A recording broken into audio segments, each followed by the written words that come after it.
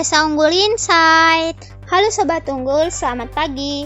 Apa kabar hari ini? Semoga Anda sehat selalu. Esa Unggul Insight hadir untuk menemani Anda pada pagi ini, Senin 1 Desember 2025 dengan beragam laporan. Berbagai laporan dan informasi menarik telah kami siapkan untuk Anda.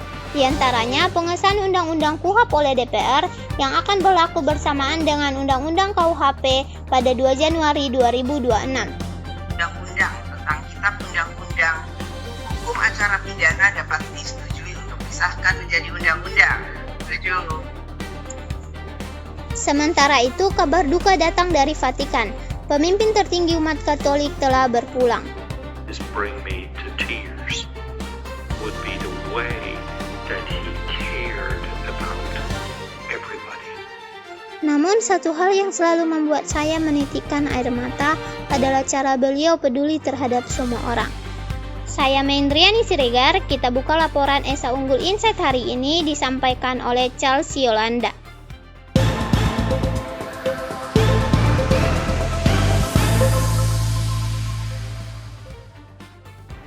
Pendengar radio Esa Unggul Insight, Anda sedang mendengarkan laporan berita pagi bersama saya Chelsea Yolanda. Berikut adalah berita-berita utama hari ini. DPR RI telah mengesahkan Undang-Undang KUHP atau Kitab Undang-Undang Hukum Acara Pidana yang akan berlaku mulai 2 Januari 2026. Namun, sejumlah pasal dalam undang-undang baru ini memulai kontroversi dan polemik. Berikut laporannya. Meski sudah resmi disahkan, Undang-Undang KUHP baru berlaku pada 2 Januari 2026 bersamaan dengan Undang-Undang KUHP. Sejumlah pasal dalam KUHP dinilai masih menimbulkan polemik termasuk soal penangkapan sampai penyadapan. Apakah rancangan undang-undang tentang Kitab Undang-Undang Hukum Acara Pidana dapat disetujui untuk disahkan menjadi undang-undang? Setuju. Dengan ketukan palu Ketua DPR Puan Maharani, maka resmilah RUU KUHP menjadi undang-undang. Pengesahan dilakukan dalam rapat paripurna DPR yang juga dihadiri Menteri Hukum Supratman Andi Aktas. Meski sudah resmi disahkan, Undang-Undang KUHP baru berlaku pada 2 Januari 2026 bersama dengan Undang-Undang KUHP. Jelas bahwa dengan berlakunya KUHP kita di tahun 2026, 2 Januari yang akan datang, sekarang KUHP-nya juga sudah siap. Jadi otomatis dua hal ini, hukum material dan formilnya itu dua-duanya sudah siap. Namun sejumlah pihak masih mempersoalkan beberapa pasal yang ada di undang-undang baru tersebut. Antara lain pasal 5, di mana dalam tahap penyelidikan penyidik bisa memerintahkan penangkapan, larangan meninggalkan tempat, penggeledahan, dan penahanan. Meski belum terkonfirmasi ada tidaknya tindak pidana. Lalu pasal 16 yang membolehkan melakukan operasi pembelian terselubung atau undercover buy dan pengiriman di bawah pengawasan. Padahal sebelumnya ketentuan ini hanya berlaku untuk kasus narkotika. Ada juga pasal 74A di mana semua pihak bisa kena peras dan dipaksa berdamai dengan dalih restoratif justice. Kesepakatan damai bisa dilakukan dalam tahap belum terdapat tindak pidana atau saat penyelidikan. Yang tidak kalah ramai dibicarakan adalah pasal 105, 112A, dan 132A yang mengatur soal penggeledahan, penyitaan, penyadapan, pemblokiran tanpa ada izin dari hakim. DPR menilai Undang-Undang KUHP yang baru disahkan sesuai dengan perkembangan zaman.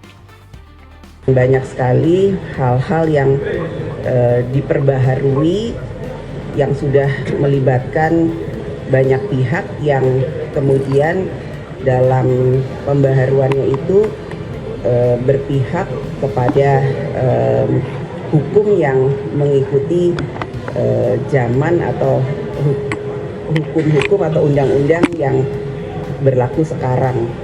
DPR juga memastikan sebelum disahkan menjadi undang-undang, pembahasan RUU KUHP sudah melibatkan banyak pihak, mulai dari pemerintah, masyarakat sipil, hingga kalangan akademis.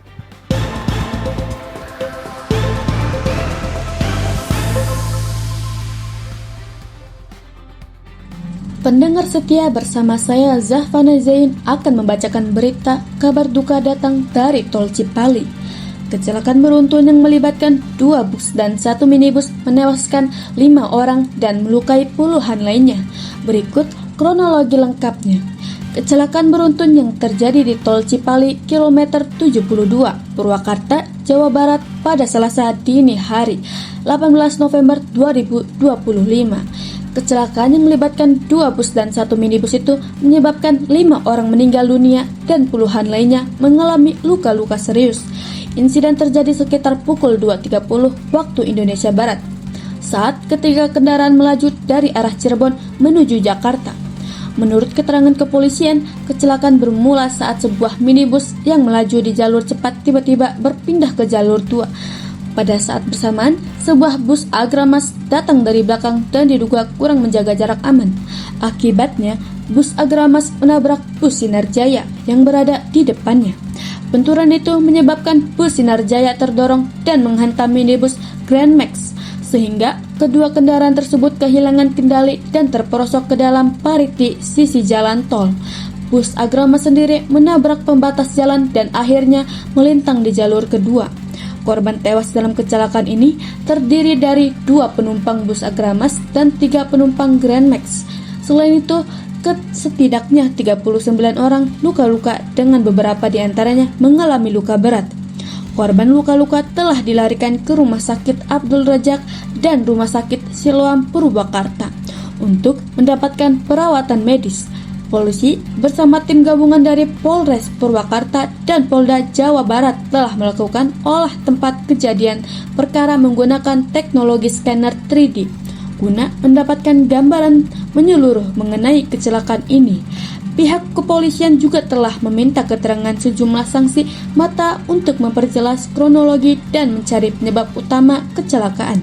Sementara itu, dugaan awal yang disampaikan adalah pengemudi bus Agramas kurang menjaga jarak aman dan kemungkinan mengantuk saat mengemudi, sehingga gagal mengantisipasi laju kendaraan di depannya.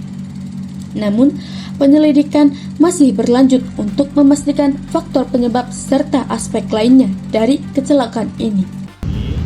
Kita masih terus melakukan identifikasi korban.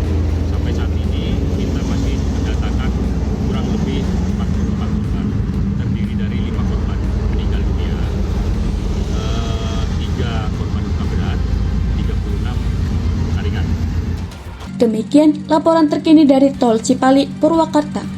Mari selalu berhati-hati dalam berkendara dan jaga keselamatan di jalan, terutama di malam hari. Keselamatan di jalan adalah tanggung jawab kita bersama.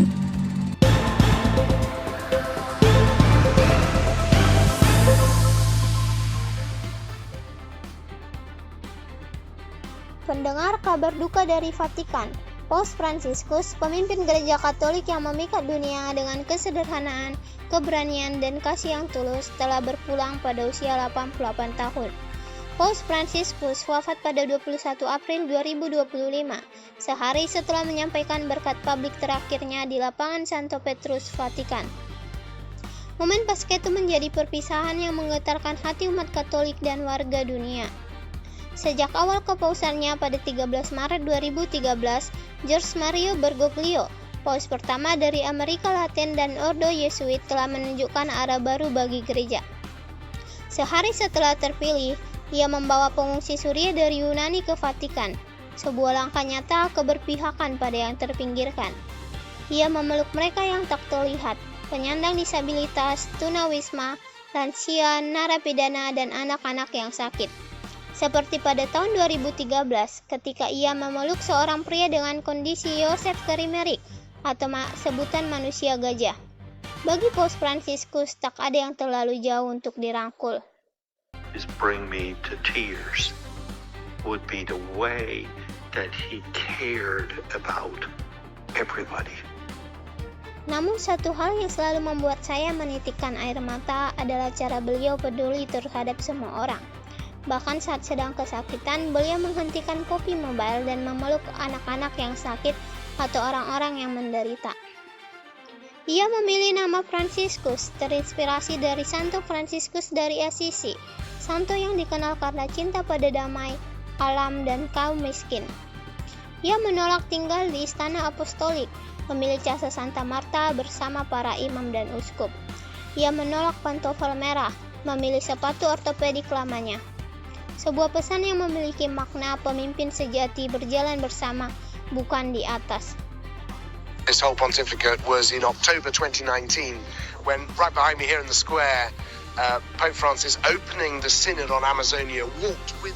Salah satu momen paling ikonik dari seluruh kepausan ini terjadi pada bulan Oktober 2019 ketika Paus Fransiskus membuka sinode tentang Amazonia.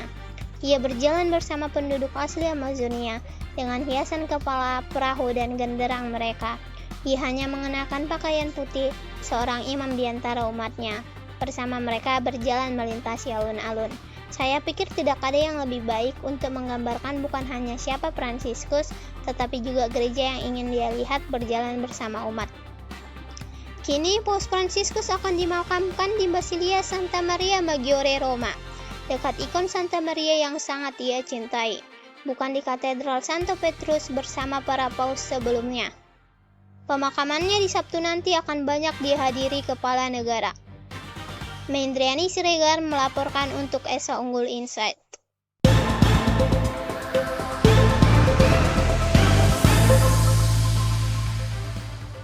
Saya Lesya Rani akan memberikan informasi mengenai anggaran MBG 2026 naik jadi 336 triliun.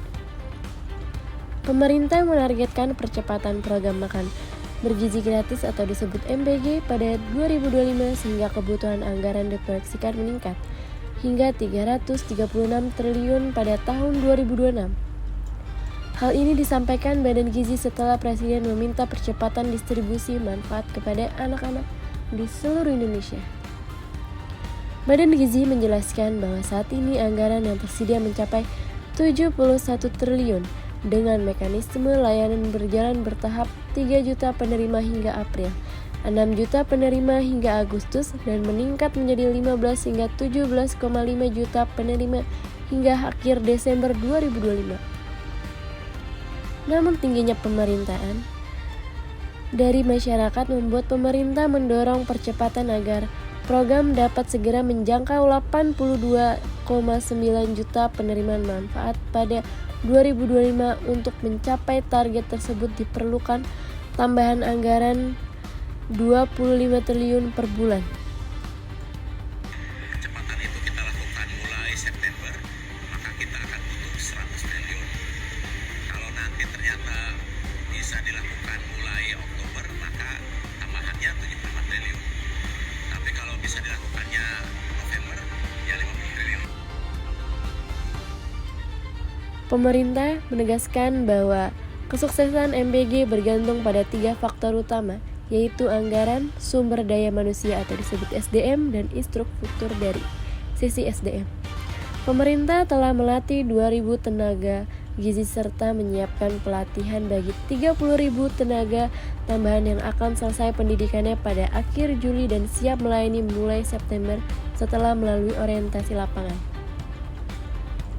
Sementara itu, memperkuat infrastruktur Badan Gizi membuka kemitraan luas dengan berbagai pihak seperti catering swasta, UMKM, TNI, Polri, BUMN, lembaga pendidikan atau koperasi, dan organisasi masyarakat untuk memastikan distribusi MBG berjalan lancar. Dengan berbagai persiapan tersebut, pemerintah memproyeksikan kebutuhan anggaran MBG mencapai 28 triliun per bulan pada 2026, sehingga total anggaran tahunnya diperkirakan naik menjadi 336 triliun.